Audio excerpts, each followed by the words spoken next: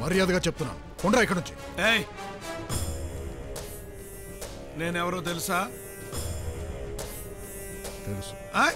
ఏంటి ప్రాబ్లం? ఈ హైటెన్షన్ వాతావరణంలో వీళ్ళు వెపన్స్ తో తిరుగుతుంటే పేషెంట్లు డాక్టర్లు కంగారు పడుతున్నారని కంప్లైంట్ వచ్చింది.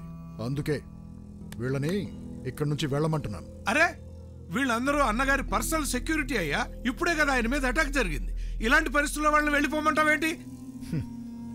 పబ్లిక్ ప్లేసులో వెపన్స్ తో తిరిగే వాళ్ళని సంఘ విద్రోహ శక్తులని చట్టం చెబుతుంది. చట్టం చాలా చెప్పుద్దయా. అన్ని జరుగుతున్నాయా? నేను చెప్తున్నానే ఇక్కడ ఉండనే. చూడండి సార్, నేను పబ్లిక్ సర్వెంట్ని కానీ నీలాంటి పాలిటీషియన్ సర్వెంట్ని కాదు.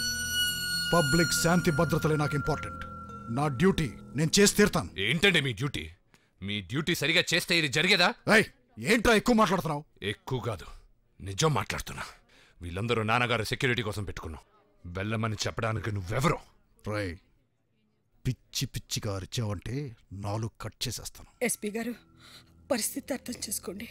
మీకు అమ్మలాంటిదాన్ని, దయచేసి. ఏంటి, నాకు అమ్మలాంటిదానివా? ఈ విషయం మా నాన్నెప్పుడు నాకు చెప్పలేదే.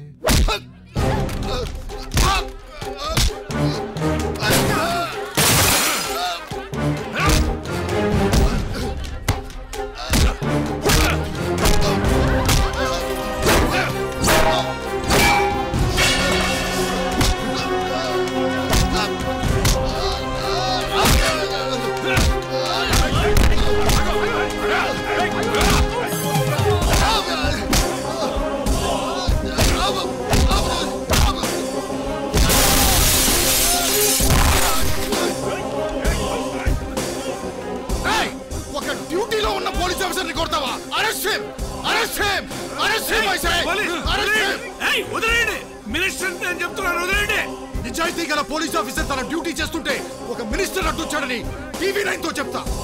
ఇది వాపా ఫ్రాక్చరా సోదరా? ఇంకా నొప్పిగా ఉందా సోదరా? నొప్పి వాడు కొట్టినందుకు కాదు, నువ్వు నొక్కినందుకు. కొట్టించుకోవడం అన్నది గతం, తిరిగి దెబ్బ కొట్టడం అనేది భవిష్యత్తు. భవిష్యత్తు గురించి ఆలోచించకుండా గతం గురించే బాధపడేవాడు వెర్రిపండు.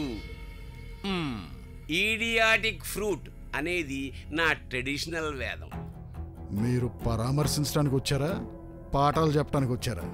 చిరాకు పడకు గోగిన్రావు. నువ్వు దెబ్బలు తిన్నా ఆ కృష్ణగాడిని జైల్లో పడేలా చేశావు. ఈ విషయం గురించి సార్ నీకు కాంగ్రాట్స్ చెప్పమన్నాడయా. పెద్ద ఆయన హాస్పిటల్లో ఫిక్స్, చిన్న ఆయన లాకప్లో ఫిక్స్.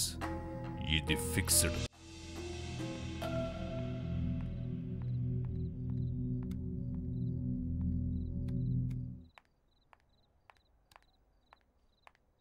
ఎక్స్క్యూజ్ మీ సార్, నా పేరు శిరీష.